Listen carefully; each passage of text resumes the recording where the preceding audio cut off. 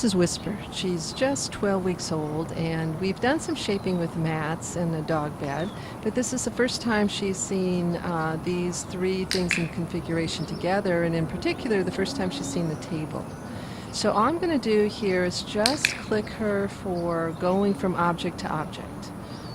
I'm just kind of building some value for these places, these islands like I call them. And you notice there she got a little distracted, but she came back. I clicked her. And then I'm giving her multiple reinforcements on that island. Waiting, and there she goes to another island.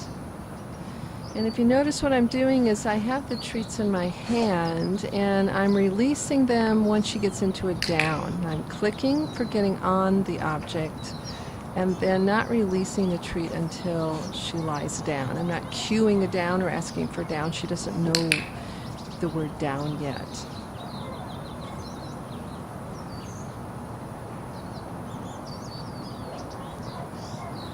Now, one of the things in a normal shaping session, I would not be using my body very much to cue.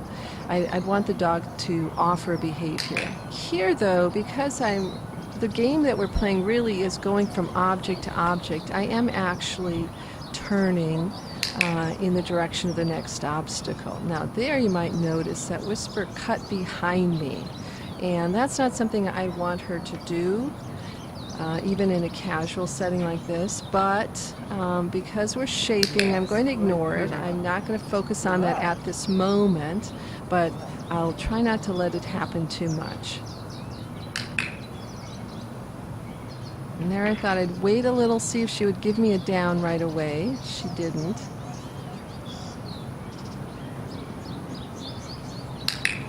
So I'm delaying my clicks. Now, there she went into down, even though I'm standing in the way and you can't see that. And I don't care about staying in the down. Again, I've not cued it. And she cut behind me, but this time I ignore it. I don't click her for that. And she comes to me and she says, well, what's the problem there, Mom? And so I clicked her when she goes back to the mat.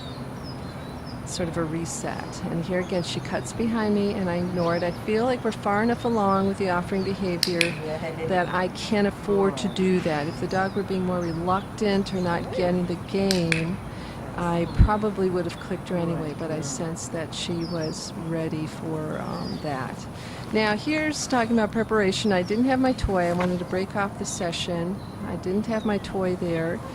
Notice that she stayed in the mat and then actually went and hit all three of the surfaces to come and join me. So she's already seen some value. She said it's worth it to go to these places.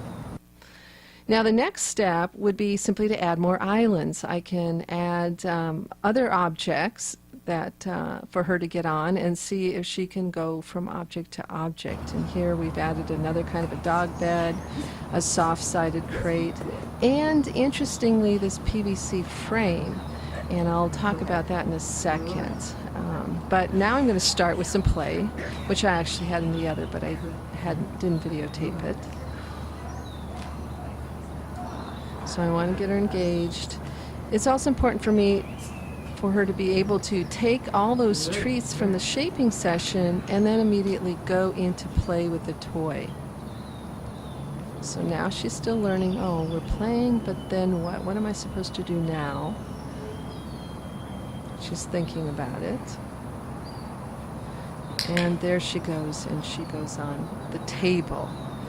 And again, this is about table, so you can see we're creating this association. All of these places are somewhere you get reinforcement. They're good places. They're fun places. And you notice she's nice and bouncy between the islands. I like, you can see the enthusiasm that she's going. She's almost pouncing on the items.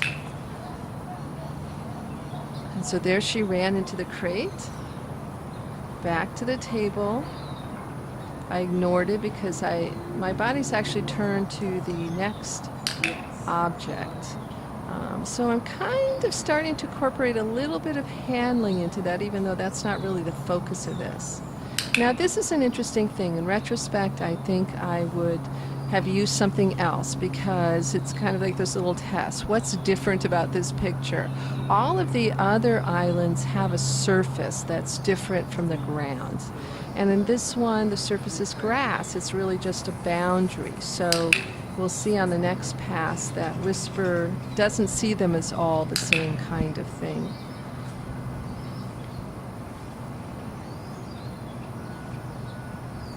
And there she gives me the down on her own. My hand wasn't even down on the table. I was leaning over, but she thought about it a moment and said, let me try this. I didn't hear a click or I didn't get a treat. And there we go. This is how we start to build that automatic down. As I said, in a regular shaping session, I probably wouldn't be moving towards objects as much. But as we go along, I'll probably do less and less of that. There you can see she doesn't see this as the same thing as the mats and the table. And I'm trying to hold the treat until she goes into a down, but then I don't want to delay too long.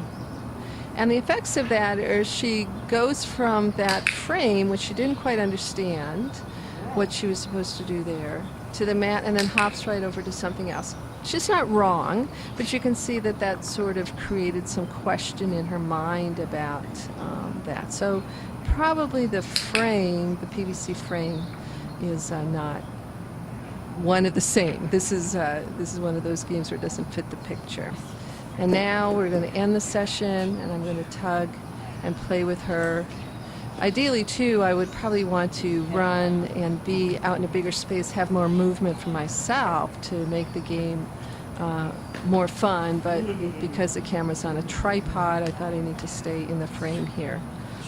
In future sessions, I can build on this game by moving the islands further apart.